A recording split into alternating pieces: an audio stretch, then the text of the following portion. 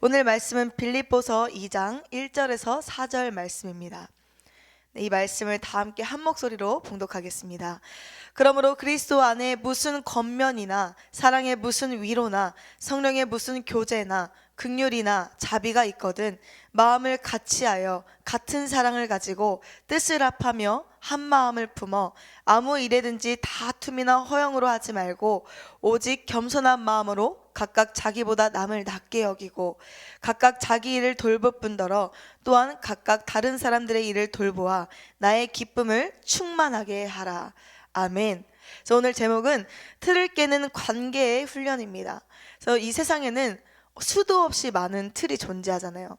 우리가 틀이 있으면 뭐 원하고자 하는 모양을 만들 수도 있고 또 이제 가치관이나 나의 사고방식의 틀에 갇혀 있으면 그 이상의 것을 생각하지 못하잖아요. 그러니까 틀은 어떠한 이 딱딱한 이런 고체에 어떠한 것을 이제 끼워 넣는 것을 말하는데 올 겨울에 유독히 눈이 많이 왔잖아요. 그래서 이제 눈이 많이 오다 보니까 이제 올 겨울에 유행했던 게 이제 아이들을 위해서 모형이 나왔어요. 틀. 그래서 이 틀 안에 뭐 오리 모양도 있고 하트 모양도 있고 별 모양도 있고 동물 모양이 다 있어요. 그래서 반쪽으로 쫙 쪼개진 건데 거기에 눈을 딱 넣는 순간 이제 그 눈이 말도 되고 토끼도 되고 오리도 되는 거예요. 그걸 보면서 제가 느낀 게 내가 사랑하는 그 어떤 상대방이 내가 만든 이 오리라는 틀, 내가 만든 이 하트 모양의 틀, 내가 만든 이 별의 틀, 내가 만든 이 네모의 틀에 딱 가두고 너는 이 모양을 계속 유지해 줘야 돼. 나에게 기쁨이 되기 위해서 너는 늘 오리가 되어줘야 되고 나에게 큰 만족을 주기 위해서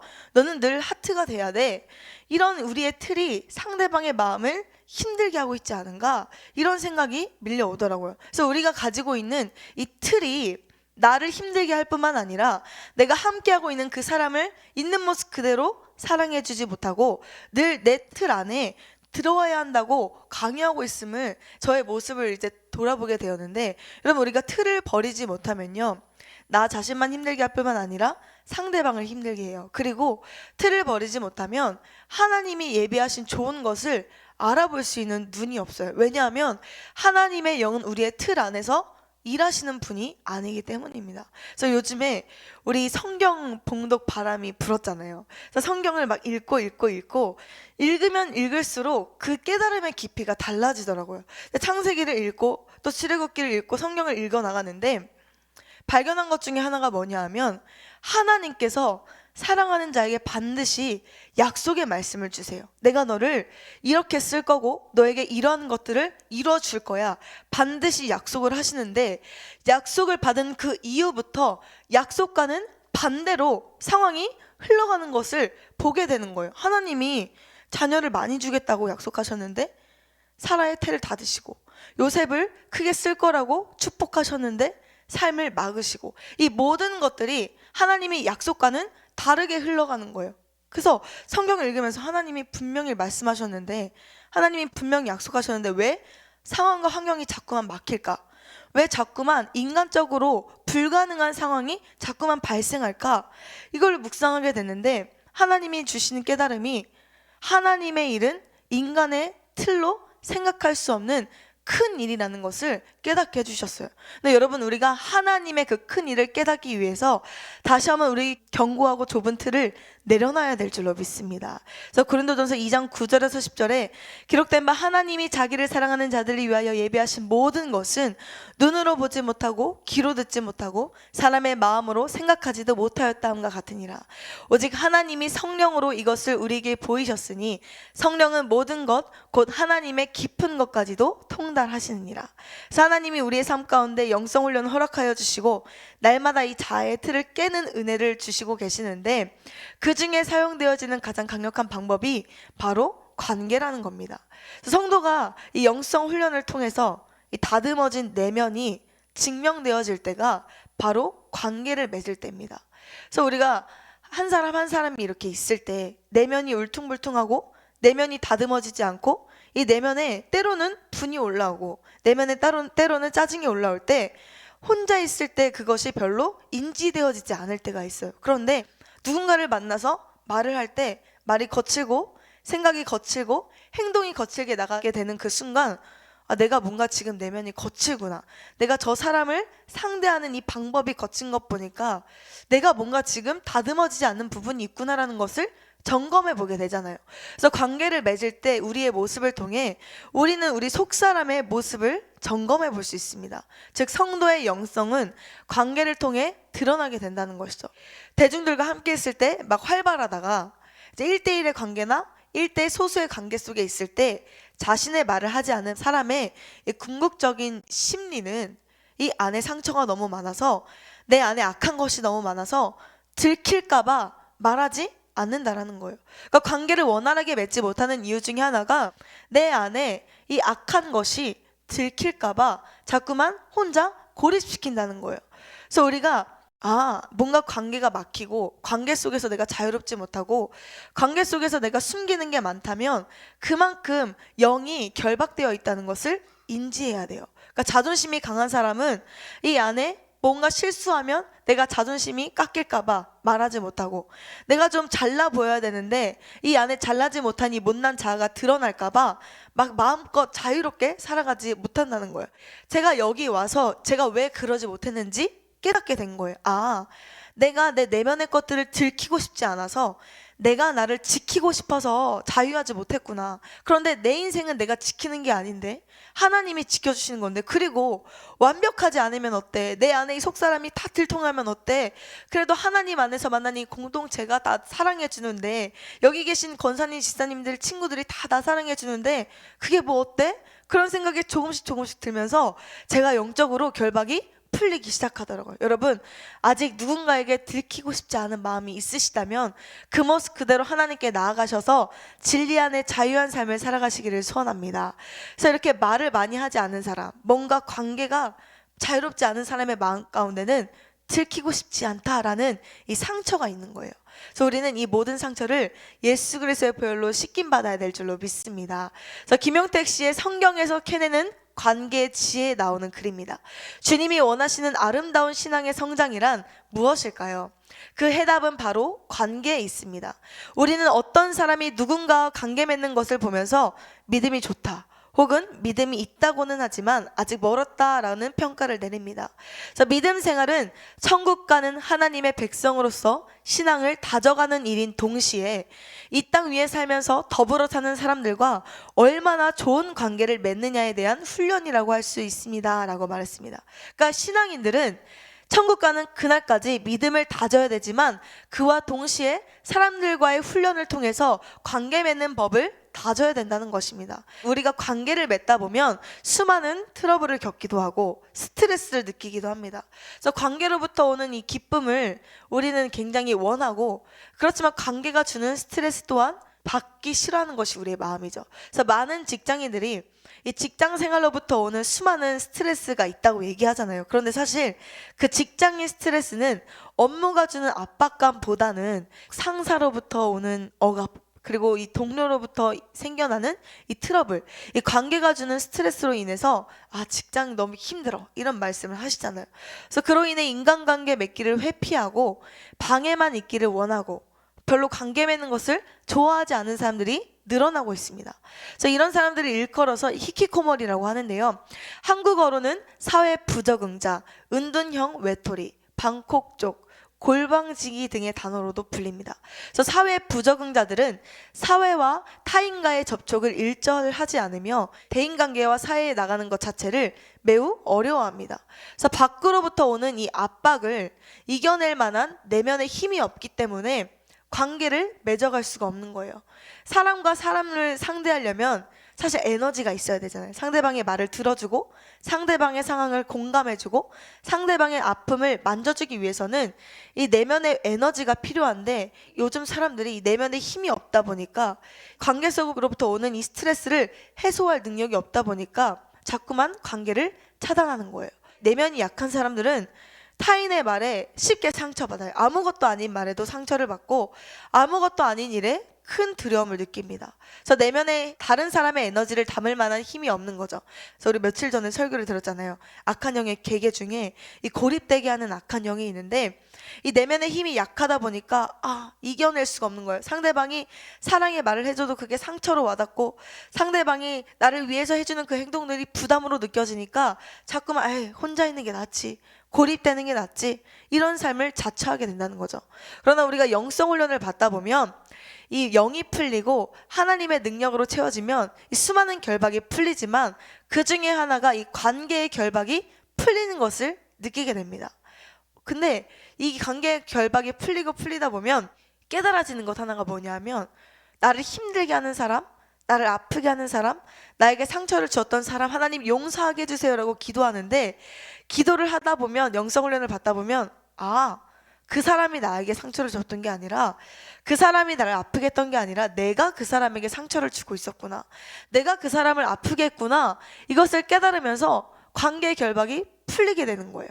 그러면서 점점 이 자유한 삶을 살게 되는데, 용서하지 못했던 사람들을 용서하게 되고, 이해할 수 없었던 사람이 이해되기 시작합니다. 또 품지 못했던 사람을 품게 됩니다. 왜냐하면 이 안에 상처가 떠나가고 하나님의 사랑으로, 하나님의 성령으로 충만함을 입기 때문입니다. 그래서 하나님을 뜨겁게 사랑하는 성도일수록 상대방을 바라볼 수 있는 눈이 달라져요. 이전에는 왜 저래? 왜 저렇게 말해? 왜 저렇게 행동해? 그랬던 것이 충분히 그럴 수 있었겠다. 그 사람이 아파서 그렇게 말했던 거구나. 그 사람도 그런 상처가 있어서 그렇게 행동했던 거구나. 이 모든 것이 이해되어지면서 이 마음이 넓어지는 거예요. 하나님을 뜨겁게 사랑할수록 이 안에 사랑이 충만해지니까 마음이 넓어져서 한없이 이해해 줄 수 있는 거예요. 그래서 하나님을 사랑하는 성도일수록 이웃에 대한 사랑이 더 뜨거워지고, 믿음이 지경이 넓어질수록 관계의 지경이 넓어진다라는 것을 느낄 수 있습니다. 또한 하나님과의 관계가 깊어질수록 이웃과의 관계도 깊어지게 됩니다. 왜냐하면 하나님 자체가 사랑이시기 때문입니다.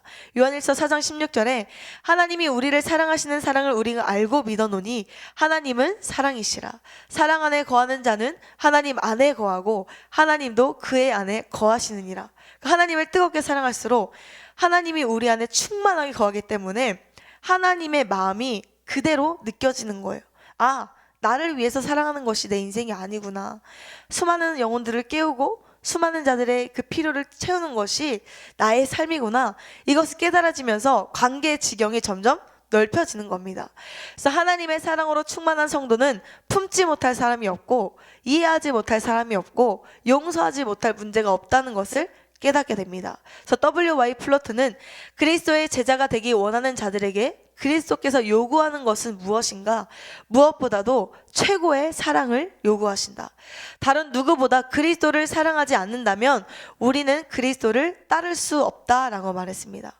그래서 베드로전서 4장 8절에 무엇보다도 뜨겁게 서로 사랑할지니 사랑은 허다한 죄를 덮느니라. 그러니까 하나님을 가까이 할수록 사랑으로 충만해지니까 품지 못할 상황이 없게 되는 거예요. 그렇습니다. 성도는 서로의 관계 속에서 하나님의 사랑을 느낄 수 있고, 서로의 관계 속에서 하나님의 은혜를 누릴 수 있습니다. 또 서로의 관계 속에서 아직 내가 품지 못하는 것 보니까 마음이 좁구나, 내가 아직 이해하지 못하는 것 보니까 내가 아직 틀이 많이 있구나, 내가 아직 저 사람과의 관계 문제를 풀지 못하는 것 보니까 아직 내가 하나님의 사랑으로 충만함을 입지 못했구나, 이것을 점검해 볼 수 있는 거예요. 여러분, 관계를 통해서 내 영혼의 상태를 점검해 보시고 하나님 앞에 바로 선 삶을 살기를 소원합니다.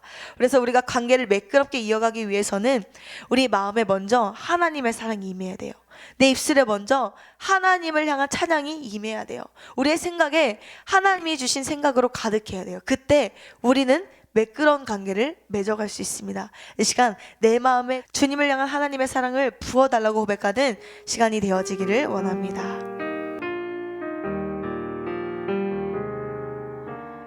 내 마음엔 주를 향한 사랑이, 나의 말에 주가 주신 진리로, 나의 눈에 주의 눈물 채워주소서.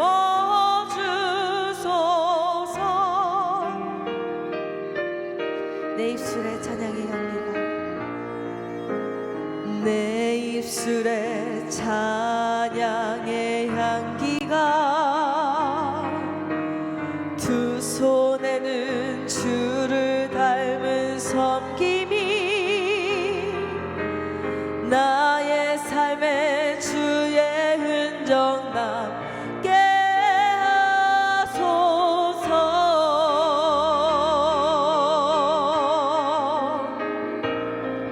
하나님의 사랑이 영원히 함께하리. 십자가의 길을 걷는 자에게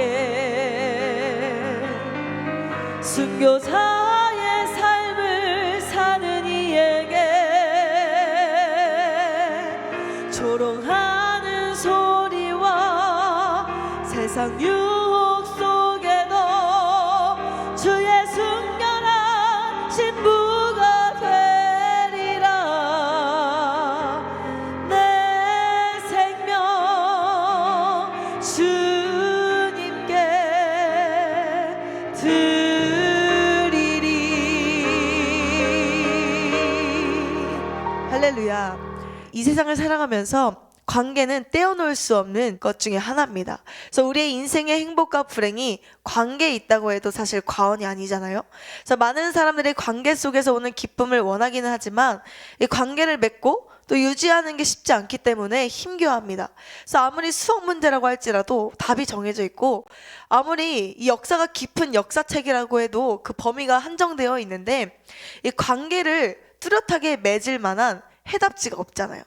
이 수많은 관계에 문제가 있는데 이 답이 뚜렷하게 정해져 있지 않은 것이 바로 우리의 관계입니다.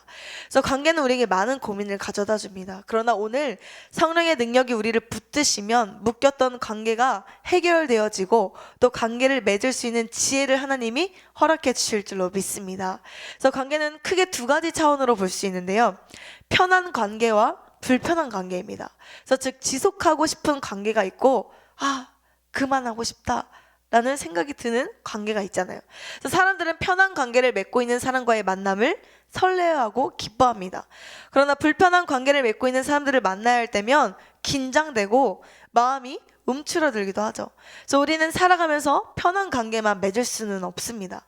그래서 직장인은 불편하지만 상사와 관계를 맺어야 되고 옛날 우리 어머니들은 불편하지만 시어머니와 함께하는 시간들이 많이 있었잖아요. 그래서 필요에 의해서 어색한 사람과 오랜 시간을 지내야 될 때도 있고 불편한 사람과 함께해야 되는 시간도 있을 수 있습니다. 불편한 사람과 함께하는 시간은 1분이 1시간 같고 1시간이 10시간처럼 느껴지기도 하죠. 그러나 편한 관계를 맺고 있는 사람과 만나면 시간과 장소에 상관없이 우리는 즐거움을 느낄 수 있습니다. 그래서 편한 관계를 맺고 있는 사람과 만나면 흔들렸던 마음이 차분해지기도 하고 갈피를 못 잡았던 마음이 정리되어지기도 하고 마음에 힘을 얻게 되기도 하죠. 편한 관계를 맺고 있는 사람에게는 내 있는 모습 그대로 표출하게 되고 가식 없이 대하게 됩니다. 그래서 사람들은 이 마음이 힘들 때, 마음이 울적할 때, 마음이 고독할 때 당장 생각나는 그 사람에게 막 전화하고 싶고 만나러 가고 싶고 얘기하고 싶고 그렇잖아요.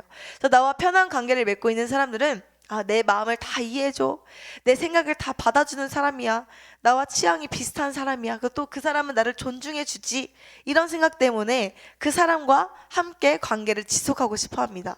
그래서 대체적으로 사람들은 편한 관계 속에서 오는 안정감과 위로를 좋아하며 또 불편한 관계로부터 오는 긴장감은 싫어합니다. 요즘 사람들은 불편함을 감수할 필요가 없다고 생각해서 관계를 맺는 것을 불필요하다고 여기기도 해요. 그래서 그 결과 불편한 관계는 점점 가지를 치듯이 쳐내고 좁은 관계를 유지하는 것이 대세가 되었습니다. 그러다가 그 좁은 인간관계마저 버겁게 느껴질 때면 관계 개선을 위해서 노력하는 것이 아니라 더 좁히고 좁혀서 관계로부터 오는 피곤함을 차단합니다. 요즘 사람들은 인간관계를 못 맺는 시대가 아니라 인간관계를 안 맺는 시대라고 하잖아요. 그래서 인간관계를 유지하려다 보니까 시간도 많이 드는 것 같고 물질도 들고 체력도 낭비된다는 생각에 아예 관계 맺기를 포기해버리게 되는 것입니다. 그래서 현대 젊은이들은 혼자 있는 게 제일 편해. 그래서 혼자 밥 먹고 혼자 영화 보고 혼자 여행 가고 혼자 살아가는 것이 이 대세적인 문화가 되었잖아요. 그래서 예전에는 인맥이 넓은 마당발 인맥 왕들이 대세였지만 요즘에는 인맥 다이어트에 들어갔다는 그런 얘기를 우리 목사님이 많이 말씀하시잖아요. 요즘 사람들은 인맥 다이어트를 하고 이 관계를 좁혀나가는 것을 추구하고 있는데, 이 관계를 통해서 나에게 조금의 피해라도 주어진다면 그 관계를 유지할 이유가 사라지게 되는 것이죠. 그렇게 혼자만의 세상에 살아가다 보면 자신만의 생활에 익숙해져서 누군가와 생각을 맞춘다거나 뜻을 맞추는 건 거의 불가능해집니다. 그래서 그로 인해서 극도의 이기주의자가 되는 거죠. 자신도 모르는 사이에 이기적인 삶을 살아가고 있는 거예요. 그래서 안타깝게도 이러한 모습은 세상 사람들에게만 나타나는 모습이 아니라 현재 교회를 다니는 그리스도인들에게도 나타나는 모습입니다. 그러니까 성도들이 하나님의 사랑으로 충만함을 입어서 이타적인 삶을 사는 것이 아니라 이기적인 삶을 살아서 하나님의 뜻대로 살아가지 못하는 성도들이 많이 있다는 것이죠. 그래서 개인주의적인 모습으로 신앙생활을 할 때가 많이 있습니다.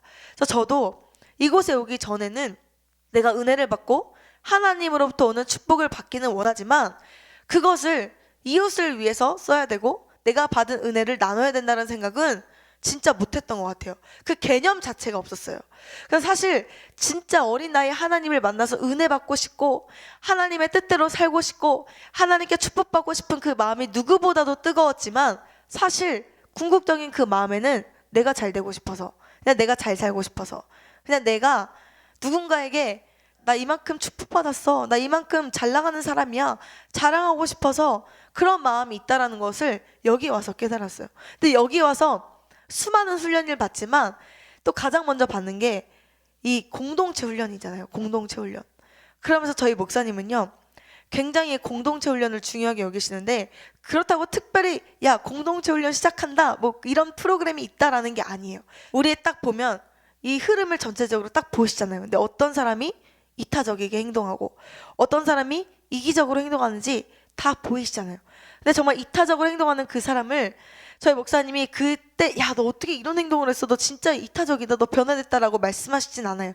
그런데 그 사람을 두고 보고 또 두고 보고 또 두고 본 다음에 많이 컸다, 정말 많이 컸다, 너 너밖에 몰랐었는데 네가 다른 사람을 위할 줄을 아네, 정말 많이 컸다. 그러니까 많이 컸다라고 칭찬해 주시는 것 중에 하나가 나밖에 모르던 그 시선이 돌이켜서 다른 사람을 좀 챙기고 내가 나만 좀 편하고 싶어 했는데 나만 편한 것이 아니라 편한 것을 상대방에게 양보하는 그런 모습을 봤을 때 저희 목사님이 감탄하시더라고요. 사실 그거 별거 아니잖아요. 그런데 저희 목사님은 그 모습을 통해서 우리 영혼의 상태를 점검해 보시는 거예요. 그래서 우리 하나님도 마찬가지예요.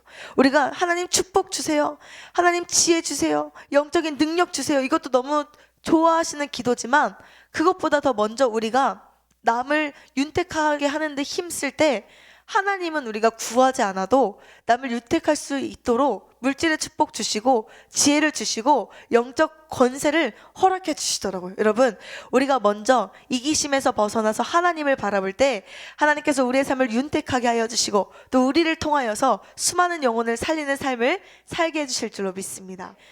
근데 사실 대부분의 사람들이 남을 윤택하게 하는데 별로 관심이 없잖아요. 내가 윤택해지고 싶고 내가 높아지고 싶고 내가 좀 돋보이고 싶은 마음이 있죠. 그러다 보니까 늘 경쟁의식과 질투에 사로잡혀서 예수를 믿으면서도 예수와 전혀 상관없는 모습으로 신앙생활을 하게 되는 것입니다. 그래서 개인주의적인 신앙생활을 하는 사람들은 자신의 틀에 묶여서 다른 사람들의 모습을 보고 판단합니다. 그래서 육적인 가치관으로 상대방을 평가하며 내가 다른 사람보다 좀 나은 것 같으면 우월의식에 빠져서 우쭐하고, 또 내가 다른 사람과 비교해 봤을 때 나보다 저 사람이 더 축복받은 것 같네, 나보다 저 사람이 좀 더 영권이 있네, 나보다 저 사람이 좀 더 신앙생활 열심히 하는 것 같네 라는 것처럼 딱 느껴질 때는 낮은 자존감과 열등감을 가지고 땅으로 파고 들어가게 됩니다. 여러분, 사실 하나님은요, 자기중심주의에 빠진 사람의 기도 응답을 빨리 해주시지 않아요. 우리가 자기중심적을 버리지 않으면 우리가 아무리 기도해도 우리가 아무리 헌신해도 하나님이 응답을 늦추실 때가 있어요. 왜? 축복해줘도 응답해줘도 나만을 위한 삶을 살 거니까, 내 욕심대로 살 거니까 하나님이 그 축복을 조금 늦추실 때가 있어요. 근데 사실 정말 하나님이요, 그의 나라와 그의 의를 먼저 구할 때는요, 정말 속전속결로 이 인생의 문제를 해결해 나가시는 것을 여러분들도 아마 경험해 보셨을 거예요. 그래서 하나님이 우리의 삶의 중심이 나만 초점 맞춰 있으면 기뻐하시지 않지만 하나님을 사랑하고 이웃을 사랑할 때 우리 삶의 결박을 풀어나가는 것을 우리가 느낄 수 있어요. 근데 저는 극도의 이기주의자였기 때문에 제가 앞서 말했듯이 나를 위해서 은혜 받아야 되고 내가 나를 위해서 축복받아야 돼, 나를 위해서 내가 능력 받아야 돼, 이런 사고방식을 가진 사람이었어요. 그런 상태에서 영혼의 삶을 왔는데 목사님이요 진짜 한 영혼 한 영혼을 사랑하실 때 마치 이 세상에 그 사람만 존재하는 것처럼 사랑해 주잖아요. 그리고 그때 연약한 성도일수록, 병든 성도일수록 더 많이 사랑해 주신단 말이에요.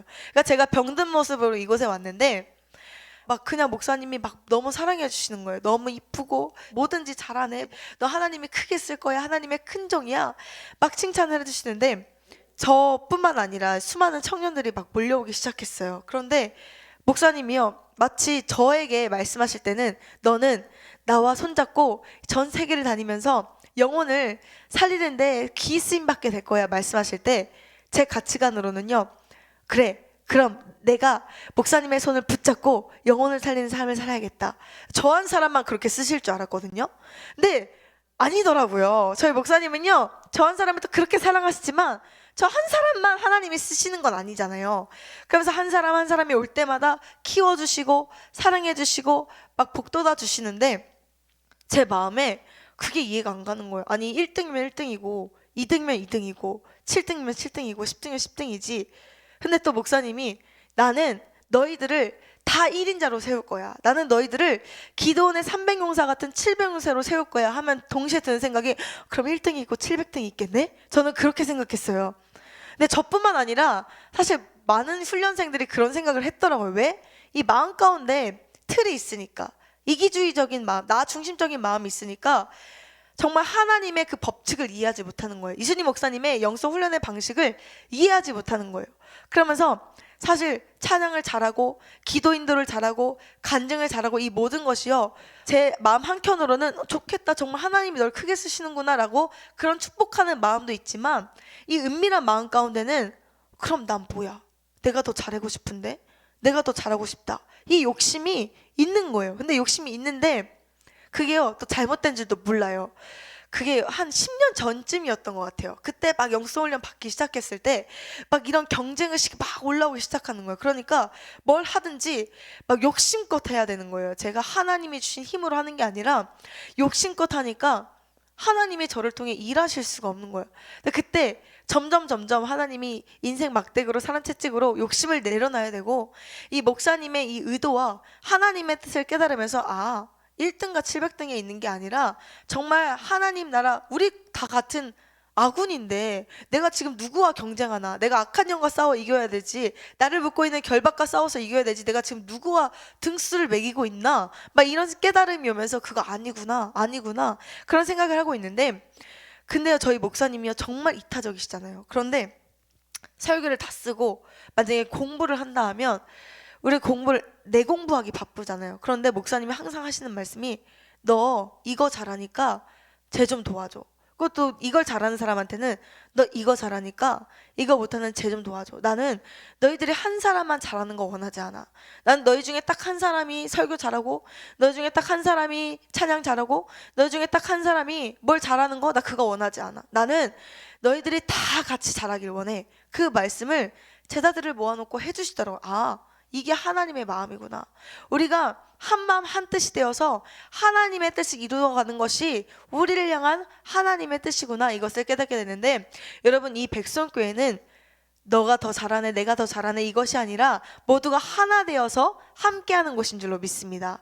그래서 우리 교회는요 연약한 자들이 모이고 슬픈 마음을 가진 자들이 모이고 연약한 성품을 가진 자들이 모인 자지만, 마음이 강한 자가 좀 마음이 약한 자를 위로해주고, 좀 물질 있는 자가 없는 자를 도와주고, 재능 있는 자가 없는 자를 키워주는 것이 바로 우리 백성교회잖아요. 누군가를 정죄하고 쟤는 왜 저것밖에 못해? 왜 저 사람은 나보다 더 잘났지? 이게 아니라 하나님 안에서 하나가 되어서 하나님 나라 그 뜻을 이룰 때까지 손잡고 달려나갈 수 있는 우리 모두가 되어지기를 소원합니다. 네, 그래서 우리는 서로의 장점을 부각시키고 단점을 보완할 수 있는 존재로서 우리를 만나게 하셨습니다. 요한복음 17장 21절에 아버지여, 아버지께서 내 안에, 내가 아버지 안에 있는 것 같이 그들도 다 하나가 되어 우리 안에 있게 하사 세상으로 아버지께서 나를 보내신 것을 믿게 하옵소서. 그러니까 예수께서 이 땅에 오신 목적은 우리가 하나 되게 하려 하심이라는 거예요. 그래서 우리는 우리가 받은 사랑으로 관계의 지경을 넓혀서 서로를 사랑해야 됩니다. 그런데 때로는 하나님이 우리의 삶 가운데 불편한 관계를 허락하실 때가 있죠. 오히려 그리스도인이라는 이름 때문에 직장에서도, 사업장에서도, 학교에서도, 가정에서도 불편한 관계를 맺어야 될 때가 있습니다.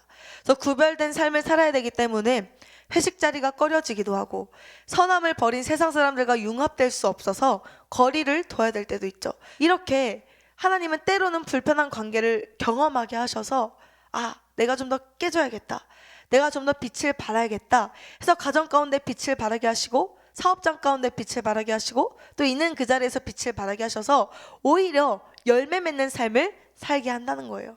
그런데 우리가 변화되기 위해서 허락해 주시는 불편한 관계 외에도 하나님이 이 불편한 관계를 허락하실 때가 있어요. 그러니까 우리가 불편한 관계를 감수해서라도 빛과 소금의 역할을 감당할 때 오히려 가정을 묶고 있는 이 거짓된 화평의 영이 떠나가고 참된 화평이 임하게 되잖아요. 근데 그것 외에도 하나님이 우리 삶 가운데 불편한 관계를 허락하실 때가 있다는 거예요. 왜냐하면 우리가 관계를 통해서 깨질 때 우리의 틀이 박살날 수 있기 때문이에요. 아까 말씀드렸듯이 관계를 통해서 우리 영혼의 상태를 점검해 볼 수 있기 때문입니다. 관계를 통해서 실망도 경험하게 하시고, 자존심도 박살나게 하시고, 눈물이 흐르게도 하실 때가 있어요.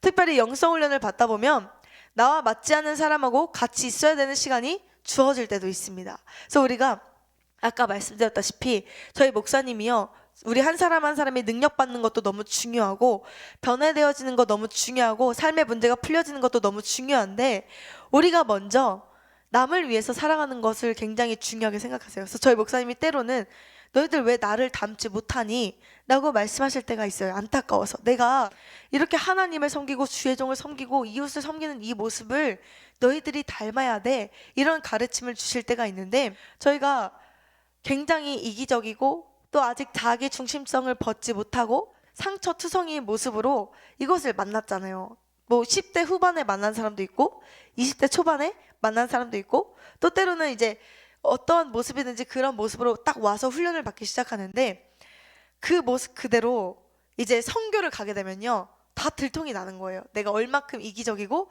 내가 얼마큼 나밖에 모르는지 그게 들통이 적나라하게 나는 게 바로 선교 갔을 때 딱 드러나거든요. 근데 처음에 제가 맨 처음에 목사님이랑 미국 선교를 따라가는데, 사실 제가 뭘 잘해서 뭘 똑똑하게 해내서 데려간 게 아니에요. 제가 그때 한창 방황하고 예배에 집중도 못하고 사역에 집중하지 못할 때 저희 목사님이 안타까우셔서, 야 유미야, 너 이번에 나랑 같이 미국 가자. 그래서 미국을 갔어요. 근데 저뿐만 아니라 그때 수많은 청년들이 갔는데, 그때요 어느 것 하나도 깎이지 않는 모습 그대로 간 거예요. 선교를 가면요 24시간 하나님만 생각할 수밖에 없는 환경이 주어져요. 날마다 예배 드려야 되고 예배 준비해야 되고, 목사님과 함께하며 목사님이 설교 준비하시고, 또 설교 준비하시면서 저에게 막 영성훈련 시켜주시니까 날마다 이제 빛의 역사가 일어나는 거예요. 그러다 보니까 이 안의 것이 더 막 드러나는 거예요. 근데 그때 그냥 저희는 그냥 일상생활 하는 대로 일상생활을 하는데 막 하나하나씩 들키기 시작했어요. 공동체 생활을 하는데 집에서는요 여러분, 냉장고에 있는 거 음료수 막 먹어도 되잖아요. 냉장고에 우유가 있으면 막 먹어도 되잖아요. 근데요 선교 가서는 그러면 안 되거든요. 선교 가서는 내가 이만큼 먹으면 상대방이 이만큼 못 먹겠지, 내가 이만큼 편하면 상대방은 그만큼 불편하겠지, 내가 이만큼 누리면 상대방이 그만큼 못 누리겠지, 이걸 딱 봐야 돼요. 저희 목사님 그게 딱 보이시잖아요. 그러니까 네가 그만큼 더 먹으면 이 사람이 이거 못 먹고, 네가 이만큼 더 편하면 이 사람이 더 불편하게 되는 게 다 보이잖아요. 근데 저희는 하나도 안 보여요. 그게 그뿐만이 아니에요. 말하는 스타일부터 시작해서 생활 습관들이 다 다르니까 부딪히는 거예요. 근데 그때 제가 자꾸 부딪히니까 마음이 어려운 거예요. 선교를 갔는데 왜 이렇게 마음이 어렵지? 막 그 상대방이 저한테 말하는 게 아무것도 아닌 말인데 막 가시로 들리고 비수처럼 들리고 마음이 힘든 거예요. 그래서 그때 제가 어떤 한 전사님한테, 전사님 제가 마음이 너무 어려워요. 왜 선교를 왔는데 마음이 막 기쁘지가 않고 왜 어렵죠? 했더니 그렇게 말씀해 주더라고요. 이 성교를 오면 악한 영이 가장 먼저 공격하는 게 우리의 관계야.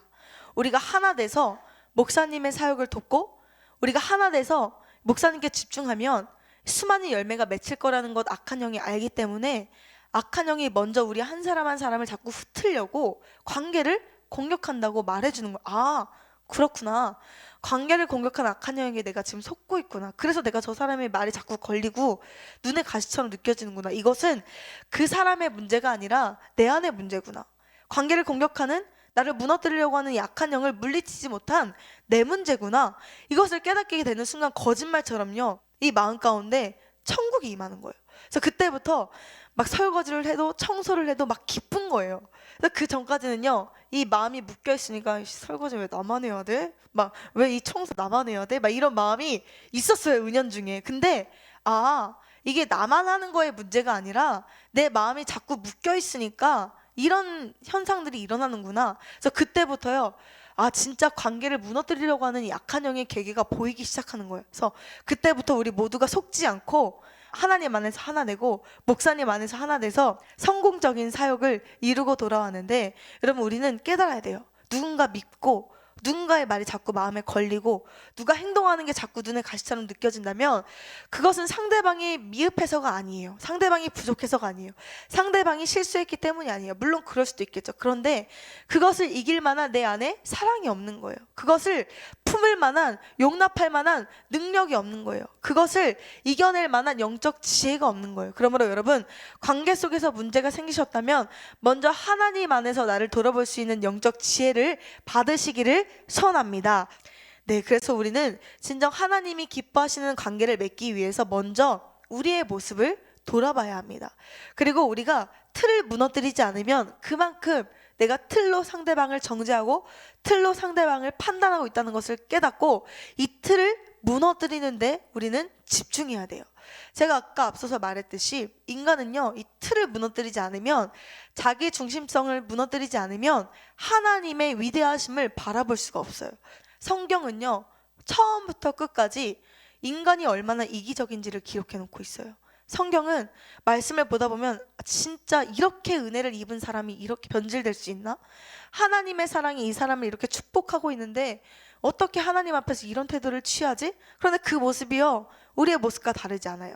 그러니까 처음부터 끝까지 인간이 얼마나 이기적이고 인간이 얼마나 틀에 박혀있고 인간이 얼마나 독선적이고 독립적인지를 기록해 놓고 있는데, 그와 동시에 그럼에도 불구하고 하나님이 우리를 너무 사랑하셔서 깨고 또 불러주시고 또 회복시켜주시고 또 깨닫지 못하면 또 깨고 또 불러주시고, 이거 반복이거든요. 그러니까 인간은 이기적이고 독립적이고 독선적이에요. 우리가 이것을 깨닫고 인정할 때 하나님의 은혜가 우리를 붙들어 주실 줄로 믿습니다. 그래서 우리는 하나님 앞에서 우리가 얼마나 독선적인지 깨닫고 우리의 틀을 깨기로 작정하셔야 됩니다. 그래서 우리는 수많은 틀을 가지고 있는데 그 중에 하나의 틀이 뭐냐면 자기 상처라는 틀이에요. 여러분, 우리는 자기 상처의 틀을 무너뜨리지 않으면 결코 매끄러운 관계를 맺을 수가 없어요. 그러니까 이 거절감의 상처를 가지고 있는 사람은 상대방이 나를 사랑해 주셔도 너도 나를 버릴 거잖아. 그래서 나도 모르게 그 사람을 거절하는 거예요. 그러니까 그 사람이 나에게 상처를 주는 게 아니라 내가 상대방에게 상처를 주는 거예요. 그러니까 열등감이 있는 사람은 이 열등감의 상처에 갇혀서 상대방의 이 마음을, 선함을 온전히 느끼지 못하고 자꾸 차단하는 거예요. 그래서 우리가 상처받은 내면을 치료받지 않으면 자꾸만 상대방을 부정적으로 해석하게 됩니다. 그래서 자꾸만 상대방을 찌르는 거예요. 내 상처의 틀이 상대방을 오해하게 만들고 비난하게 만들고 정죄하게 만들고 상대방에게 차갑게 대하게 한다는 것이죠. 그래서 우리는 이 상처의 틀을 무너뜨리지 않으면 가까이 하면 할수록 더 상처를 받게 돼요. 상처의 틀을 무너뜨리지 않으면 대화를 하면 할수록 풀리는 게 아니라 대화가 점점 엉키는 걸 느낄 수 있어요. 왜 내 말을 이해하지 못하는 거야? 그게 아니라 자꾸만 내가 이 상처의 틀로 상대방을 묶고 있기 때문에 소통이 되지 않는 거예요. 여러분, 우리가 뭔가 막힌 담이 있다면 내가 아직 상처의 틀로부터 벗어나지 못했는지 돌아보는 시간이 되어지기를 원합니다. 옛날에 하나는 사기로 되고 다른 하나는 놋개로 된 두 개의 항아리가 있었습니다. 그래서 어느 날도 홍수가 나서 두 항아리는 냇물에 떠내려가게 되었어요.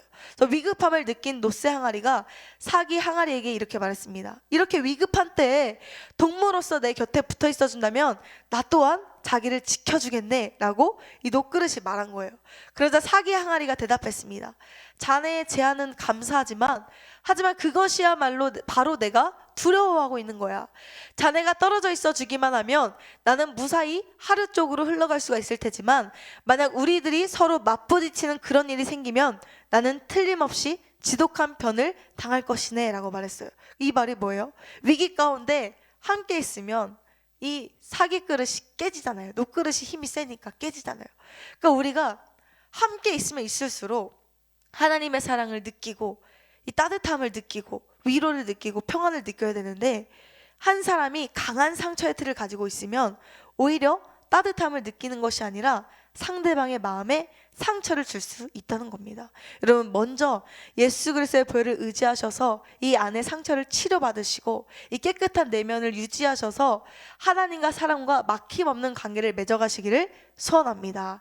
두 번째로 우리가 무너뜨려야 될 틀은 자기중심성입니다. 인간은 본래 이기적이고 자기중심적입니다. 그래서 아담과 하와가 하나님으로부터 큰 은혜를 받았음에도 불구하고 자기중심적으로 살고 싶어서 나 피조물로 살고 싶지 않아, 하나님의 자녀로 살고 싶지 않아, 이런 마음 가운데 하나님의 음성을 거부했잖아요. 그래서 우리 마음 가운데 이런 자기중심적인 마음이 있다는 겁니다. 이사야 53장 6절에 우리는 다 양 같아서 그릇 행하여 각기 제 길로 갔거늘 여호와께서는 우리 모두의 죄악을 그에게 담당시키셨노라. 그래서 자기중심성이 강한 사람은요, 나는 맞고 너는 틀리다라는 생각을 마음속 깊이 가지고 있습니다. 그래서 다들 아니라고 말씀하시겠지만 사실 대부분의 사람들이 누군가 나에게 문제를 지적할 때 뭘 안다고 그렇게 말해? 저 사람은 잘 몰라서 나한테 그렇게 말하는 거야. 이런 틀로 상대방의 말을 듣지 않고 내가 맞아, 저 사람이 날 몰라서 그래, 이런 고집이 우리에게 은연중에 있다는 거예요. 근데 여러분, 우리가 자기중심적 틀을 무너뜨리지 않으면 하나님의 마음을 알지 못해요. 그래서 우리는 반드시 우리 자기중심적인 마음을 깨뜨려야 됩니다. 하나님이 우리를 이렇게 만들어 가시는 그 과정 가운데 환난도 있고 고난도 있고 이 핍박이 있을 수도 있어요. 근데 그때 하나님의 뜻을 하나님의 뜻으로 해석하지 못하고 내 맘대로 하나님의 뜻을 해석해서 이 영적으로 꼬여버린 삶을 살 때가 많이 있어요. 그러니까 제가 느낀 것 중에 하나가 뭐냐면, 제가 굉장히 자기중심성이 지금보다 더 강했을 때 하나님이 저를 깨시려고 연단하시잖아요. 하나님이 저를 깨시려고 환난을 허락하시잖아요. 하나님이 저를 깨시려고 인간관계의 문제를 허락하실 때가 있었어요. 그러니까 이 사람도 내 마음을 모르네, 저 사람도 내 마음을 모르네, 이 친구도 내 마음을 모르네, 사방이 우겨쓴 듯한 그런 시간이 있었어요. 근데 그때 정말 거짓말처럼 이 한 사건으로 인해서 이 사람도 나를 오해하고 저 사람도 나를 오해한다라고 생각했어요. 그러니까 10사람 중에 9사람이 저에게 틀렸다고 말해주는데 저 한 사람은 맞다라고 고집하고 했던 거예요. 그러면서 그 9사람을 향해서 저는 그렇게 말하는 거예요. 그래, 저 사람이 모르니까 그럴 수 있지, 저 사람이 몰라서 나를 오해할 수 있지, 내가 품어주자, 내가 하나님의 사람이니까 용서해 주지 뭐, 이런 마음으로 그 순간을 넘겼어요. 하나님 아시죠? 하나님 내 편이시죠? 하나님이 제 마음 아시죠? 그러면서 흘러갔던 시간이 있었어요. 근데 돌이켜 보니까 그거 잘못된 태도였더라고요. 하나님 아시죠가 아니라, 하나님 제가 못 깨달아서 인생 막대기로 사람 채찍으로 저를 치는 거 알아요. 하나님 깨닫게 해주세요. 저 사람이 저에게 이렇게 말하는 거 의도를 깨닫게 해주세요. 이런 겸손한 태도로 나갔어야 되는데 그게 아니라 내가 맞고 그 사람이 틀려. 근데 너가 모르니까 내가 그냥 넘어가 줄게, 내가 품어줄게, 내가 용서해 줄게, 그렇게 넘어갔던 거예요. 근데 사실은 제가 용서한 게 아니라 제가 용서받았던 거예요. 그러니까 트러블이 있었을 때 아유, 저 사람 모르니까 그럴 수 있지, 내가 용서해 줄게, 이게 아니라 하나님 나를 불쌍히 여겨주세요, 이게 맞는 태도였는데 그게 아니라 나 잘났다고, 나 맞다고, 내가 맞다고, 하나님도 아시지 않냐고 막 따졌던 거예요. 여러분, 이게 얼마나 완악한 교만입니까? 근데 우리도 모르는 사이에 우리가 하나님 앞에 이런 태도를 취할 때가 있다는 거예요. 우리가 자기 중심적인 생각을 버리지 않으면 하나님이 우리에게 허락하신 이 연단의 시간 속에서 하나님의 뜻을 바로 알지 못하고 교만한 태도로 하나님 앞에 오히려 당당할 수 있다는 거예요. 여러분, 이 교만을 만드는 자기중심적인 마음을 깨뜨리기를 소원합니다. 그래서 우리가 또 무너뜨려야 할 틀 중에 하나가 뭐냐 하면 바로 좁은 마음입니다. 여러분, 좁은 마음을 깨지 않으면 하나님의 뜻을 볼 수가 없어요. 그러니까 마음이 좁다라는 것은 그만큼 우리의 자아가 크다는 거예요. 그러니까 자아가 클수록 하나님의 일을, 영적인 일로 해석하지 못하고 육적인 일로 자꾸만 해석하게 돼요. 그러니까 좁은 마음을 가지고 있는 사람은 자꾸만 인간적인 생각으로 하나님의 뜻을 이해해 보려고 하다 보니까 하나님의 뜻이 이해되지 않는 거예요. 하나님의 뜻이 하나님의 뜻으로 믿어지지 않는 거예요. 여러분, 우리가 하나님 앞에 뭔가 막힌 것이 있다면 하나님의 능력이 없으셔서가 아니잖아요. 그만큼 우리의 마음이 좁기 때문이라는 것을 인정하시고 이 좁은 마음을 깨뜨리시기를 소원합니다. 그래서 심강 즉 만종 여와부, 심해 즉 일발 사거륜이라는 말이 있어요. 이 말이 뭐냐 하면 마음이 넓으면 아주 많은 양의 봉급이라도 질항아리처럼 여겨지고 마음이 좁으면 몸의 털 하나도 버겁게 수레바퀴처럼 느껴진다라는 말입니다. 그러니까 마음이 좁으면 이 몸에 붙어있는 털 하나도 무겁게 느껴지는 거예요. 근데 마음이 넓으면 어마어마하게 큰 일이 있어도 아무것도 아닌 것처럼 느껴지는 거예요. 그러니까 인생의 문제는 마음의 크기의 문제입니다. 그래서 마음이 좁다는 것은 그만큼 자아가 크다는 말이죠. 그래서 심리학자들은 오늘 이 시대의 사람들의 마음을 조급하고 굴절되어 있고 좁아져 있다고 했습니다. 그러나 우리가 좁은 마음을 넓히지 않으면 크신 하나님의 마음을 조금도 헤아릴 수 없죠. 고린도후서 6장 13절에 내가 자녀에게 말하듯 하노니 보답하는 것으로 너희도 마음을 넓히라고 말씀하셨습니다. 좁은 마음을 가진 사람의 눈에는 이해하지 못하는 사람이 너무 많고 받아들여지지 않는 사람이 너무 많고 거리 두고 싶은 사람이 많습니다. 그래서 좁은 마음은 관계에 대한 조건을 만들고 관계를 한정시킵니다. 그러나 성도의 관계는 어떤 조건에 의해 한정되어 있지 않습니다. 그래서 하나님은 우리가 모든 사람과 더불어 화목하기를 원하고 화평하기를 원하고 모든 사람을 품기를 원하십니다. 그래서 그러기 위해서 우리에게 필요한 것은 좁은 마음을 버리고 마음의 유연성을 갖는 거예요. 이 사람은 이런 아픔이 있으니까 이렇게 대해주면 되고 저 사람은 저런 성품이니까 이렇게 대해주면 되고, 그러니까 유연성을 가진 사람은 어떤 관계를 맺는다고 할지라도 어려움이 없는 거예요. 그래서 관계에 대한 유연한 태도를 가진다는 것은 상대방을 내 틀에 가두려 하는 고집을 버리는 겁니다. 그래서 좁은 마음을 가진 사람들은 보통 관계를 맺을 때 내 틀과 계산에 맞춰서 상대방을 바라봅니다. 그래서 자신의 틀에 맞는 수준까지는 포용하지만 선을 넘게 되면 상대방에 대한 나쁜 감정을 풍겨냅니다. 이런 잣대 저런 잣대로 상대방을 재고 평가하면서 상대방의 모든 것을 내가 원하는 대로 바꾸려고 합니다. 그러나 그게 그렇게 쉽게 되지 않으니까 상대방을 미워하고 압박하고 자꾸만 스트레스를 주는 겁니다. 그리고 이게 마음대로 되지 않으니까 내 마음에 맞는 사람하고만 관계를 맺고 그 외에는 관심도 주지 않은 이기적인 마음을 우리가 갖고 있다는 것이죠. 그래서 내 마음이 좁으면 좁을수록 내 틀에 맞춰주지 않는 상대를 미워하기까지 합니다. 어떻게 저럴 수가 있어? 자신의 기준을 따르지 않는 상대를 품지 못합니다. 그래서 마음이 좁은 사람은 누군가가 돌을 던지면 즉시로 화를 내고 마음이 넓은 사람은 아무리 비난의 돌이 막 와도 품고 이해할 수 있습니다. 그래서 우리 예수님은 자신을 조롱하는 자들을 미워하거나 욕하지 않으셨습니다. 오히려 그들을 위하여 기도하셨습니다. 그리고 우리 예수님은 상처받지도 않으셨습니다. 누가복음 23장 34절에 이에 예수께서 가라사대 아버지여 저희를 사하여 주옵소서 자기의 하는 것을 알지 못함이니이다 하시더라. 사랑하는 여러분, 좁은 마음은요 반드시 편견을 만들어냅니다. 그래서 우리는 이 편견은 예수님의 사랑과는 아주 반대된 모습이라는 것을 깨닫고 편견을 만들려고 하는 좁은 마음을 십자가에 못 박아야 될 줄로 믿습니다. 그래서 트라이언 에드워즈는 편견에 사로잡힌 사람은 마귀에게 사로잡힌 사람이다.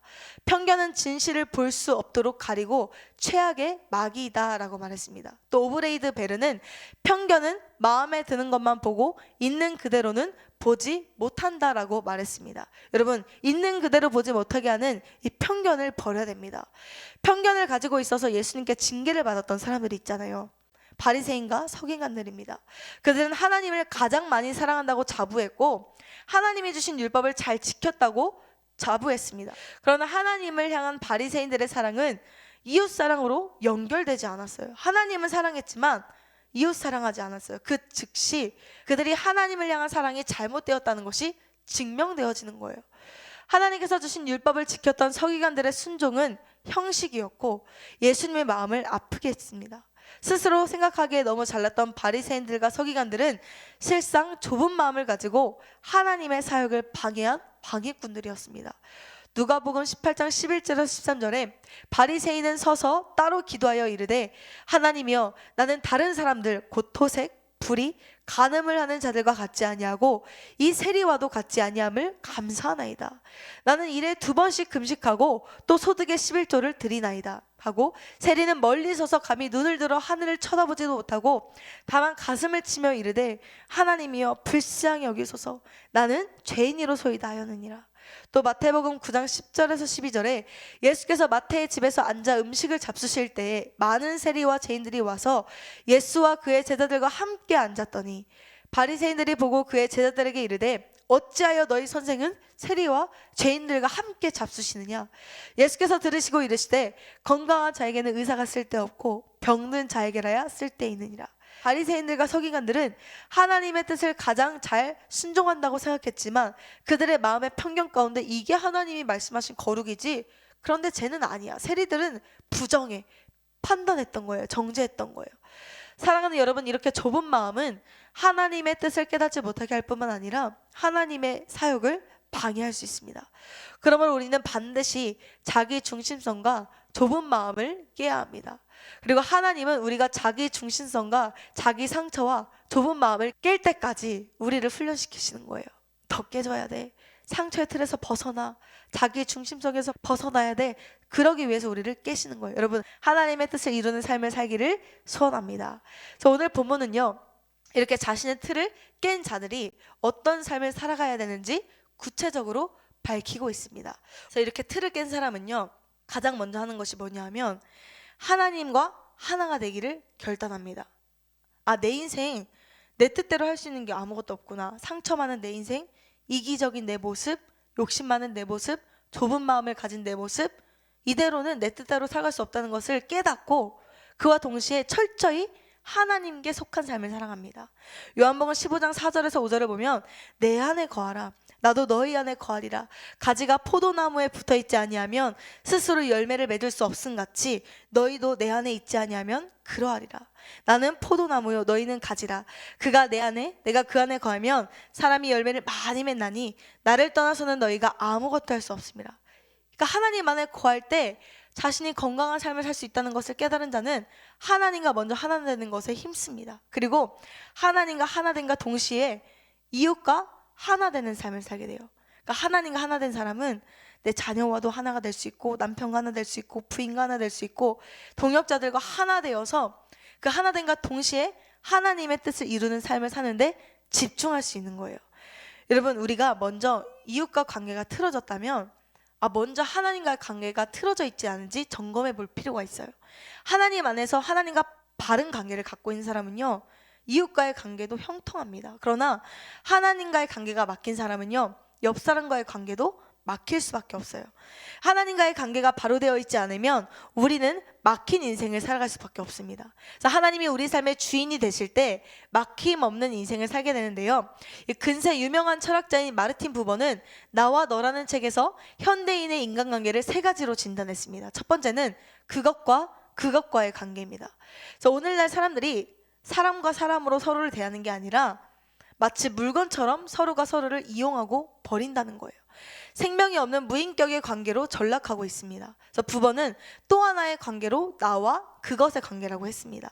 그래서 상대방이 나를 물건처럼 이용해도 나는 상대방을 끝까지 존중하고 인격적으로 대할 때 그때 나와 그것의 관계가 성립된다는 거예요. 그러나 이런 인간관계는 나와 너의 관계로 발전하지 않으면 안 된다고 말했습니다. 그래서 여기서 끝난 것이 아니라 마르틴 부버는 나도 너를 존중하지만 너도 나를 존중하는 삶을 살아야 된다. 내가 당신을 인격적으로 믿어주고 당신이 나를 인격으로 믿어주어도 우리들 사이에는 언제나 그 인격적인 관계가 깨질 수 있는 긴장이 있다. 이것이 인간의 연약함이다 라고 말했습니다. 이 말이 뭐냐 하면 내가 너를 사랑하고 네가 나를 사랑해도 인간은 연약한 존재이기 때문에 그 사랑의 관계가 언제든지 깨질 수 있다는 거예요. 그런데 하나님께서 그 인생의 주인이 되어주시면, 하나님께서 그 관계의 촉매제가 되어주시면 인간이 아무리 연약해도, 인간의 사랑이 아무리 한계가 있어도 하나님이 주인이 되어주시기 때문에 그 관계는 영원토록 지속될 수 있다는 거예요.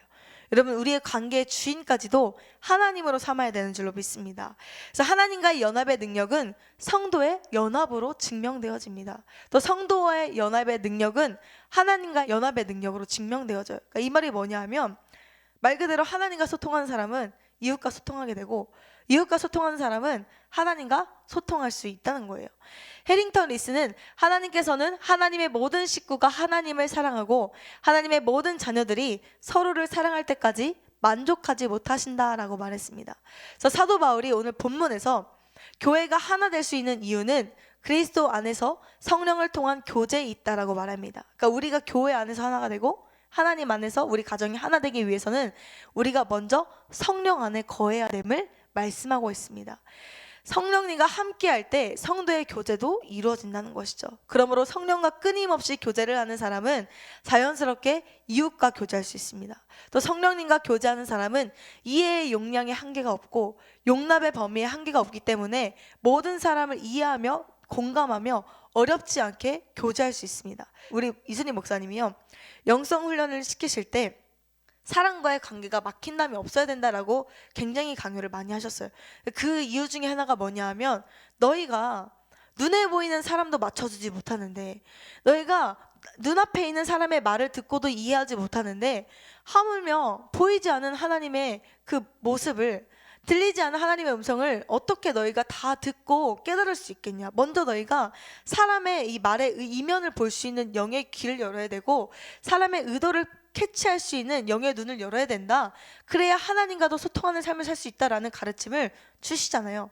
그래서 우리가 성령 안에서 먼저 이웃과의 소통하는 것에도 집중해야 된다는 것입니다. 여러분, 하나님과 하나가 된 사람은요, 늘 하나님의 겉면, 위로, 교제, 긍휼, 자비로 인해 자신의 영혼을 깨워요. 그러니까 즉 성령의 인도를 받는 사람은 순간순간 하나님이 감동을 주셔서 너 그거 안 돼, 그거 해야 돼, 하나님의 뜻대로 살아야 돼, 이런 감동을 받기 때문에 자신의 영혼을 깨우는 삶을 사는 거예요.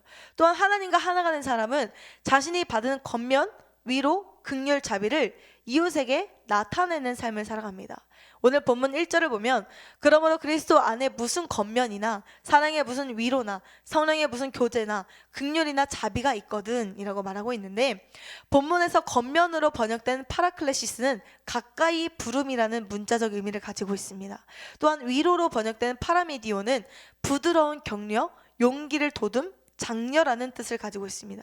즉 예수 안에 있는 자들은 예수 밖에 있는 자들을 하나님에게 가까이 갈 수 있도록 건면해 줄 수 있는 영적 권세가 있다는 거예요.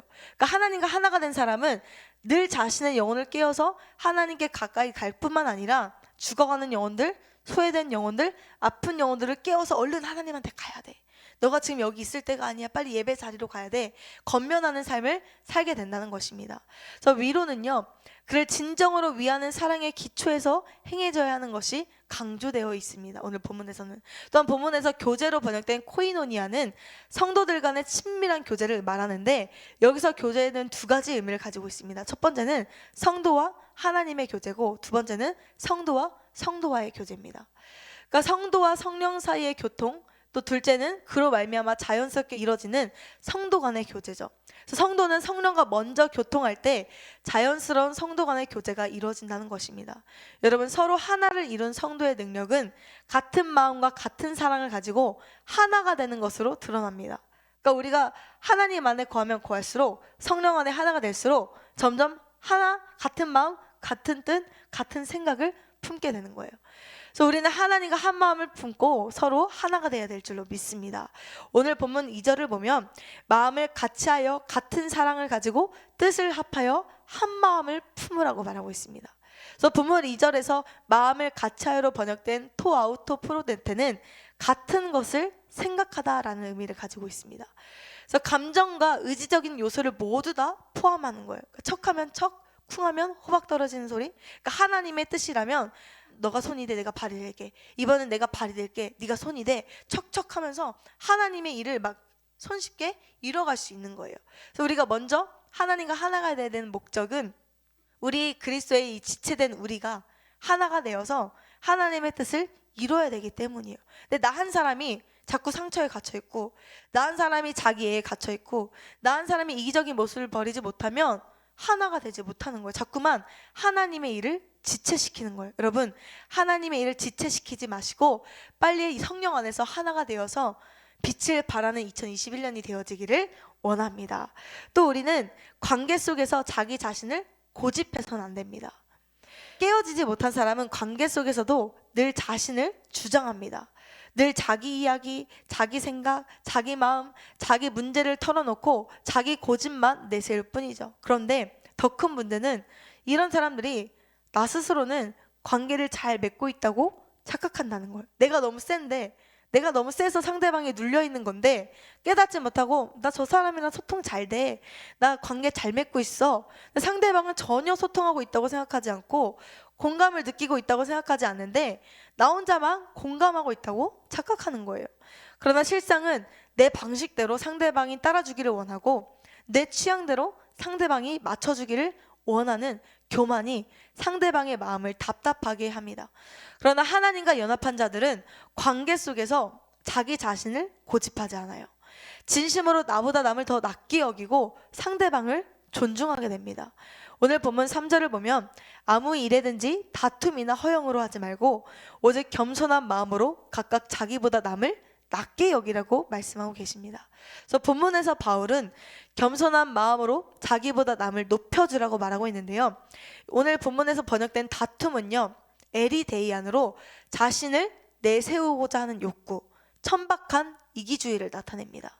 또한 허영은 케노독시안으로 공허한 견해, 잘못된 생각이라는 의미가 있습니다. 그러니까 허영에 빠진 사람들은 하나님의 영광이 아니라 자신의 영광을 구함으로 자만심에 빠져서 자꾸만 자기 고집을 내세우는 거예요. 내 생각이 맞아, 내 생각이 맞아, 내 뜻이 맞아, 자기 자신을 내세우게 되는 거죠. 그러나 오늘 본문에서 바울은 자신의 이기적인 생각과 잘못된 생각을 주장하지 말고 겸손으로 무장하라고 권면하고 있습니다. 우리가 겸손하지 않으면, 상대방을 나보다 더 낮게 여기는 마음이 없으면 하나님이 원하시는 관계를 맺을 수가 없습니다.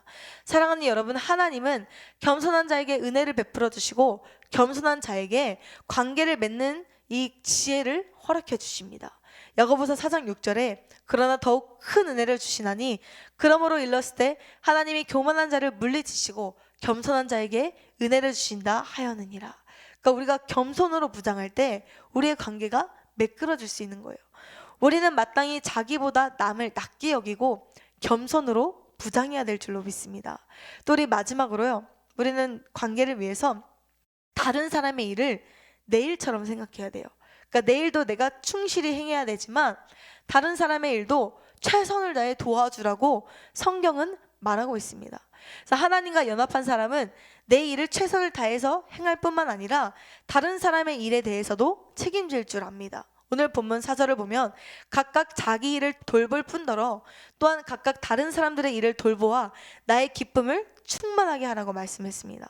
그래서 바울은 겸손의 모습으로 자신의 일은 물론이거니와 다른 사람의 일도 매우 세심하게 살펴야 한다고 말하고 있습니다. 그래서 만남에 대한 책임은 하늘에 있고 관계에 대한 책임은 사람에게 있다라는 말이 있는데요. 우리에게 만남을 허락하시는 분은 하나님이시지만 그 만남에 대한 책임을 다하는 것은 우리의 도리라는 것이죠.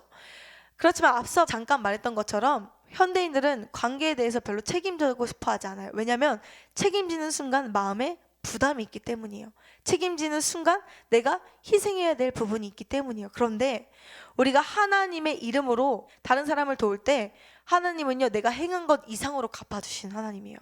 하나님은 내가 영혼을 살리려고 최선을 다할 때 하나님은 그것 이상으로 갑절의 영적 능력을 부어주시는 분이에요. 여러분, 우리 이 하나님을 만나시기를 소원합니다. 인생을 돌아보면서 내가 혹시라도 관계 가운데 껄끄러움이 있지 않았는가? 내가 혹시라도 누군가에게 말을 할 때 거친 말로, 거친 행동으로 사람을 아프게 하지 않았나? 또 때로는 내가 오해해서 내 마음이 좁았던 건데 그 사람을 탓하지 않았나 돌아보시고, 이 모든 것이 내가 하나님 안에 있지 않아서 그랬던 거구나, 내가 하나님과의 관계가 흐트러져서 이 모든 관계가 엉켰던 거구나, 이것을 깨달으시고 온전히 하나님 안에 거하는 이 시간이 되어지기를 소원합니다. 결론적으로 오늘 우리는 틀을 깨는 관계 훈련이라는 제목으로 말씀을 나눴는데요, 우리는요 자기 상처의 틀, 자기 중심성, 또 좁은 마음을 내려놓지 않으면 관계를 매끄럽게 맺어나갈 수 없다고 했습니다. 그러나 이 틀을 무너뜨린 사람은 하나님과의 먼저 관계에 집중하고 또 이웃을 사랑하게 되고, 관계 속에서 자기 자신을 고집하지 않게 되고, 다른 사람의 일을 내 일처럼 책임져 줄 수 있는 능력을 받게 된다고 했습니다. 여러분, 이 모든 것이 하나님의 뜻 안에서 이루어질 때까지 내 틀을 무너뜨리시고 하나님 안에 거하시기를 주님의 이름으로 축원합니다. 이 시간 나의 안에 거하라, 나는 내 하나님이니. 하나님 안에 거함으로 말미암아 내 안에 있는 모든 상처 씻어주시고, 어떤 관계를 맺든지 상처를 유통하는 것이 아니라 예수 그리스도의 사랑을 증거하게 하여 주시옵소서 고백하는 마음으로 하나님 앞에 나가겠습니다. 나의 안에 거하라, 나는 내 하나님이니. 모든 환난 가운데 너를 지키는 자라. 두려워하지 말라, 내가 널 도와주리니. 놀라지 말라, 내 손 잡아주리라. 나의 안에 거하라, 나의 안에 거하라, 나는 내 하나님이니. 모든 환난 가운데 너를 지키는 자라. 두려워하지 말라, 내가 널 도와주리니. 놀라지 말라, 내 손 잡아주리라.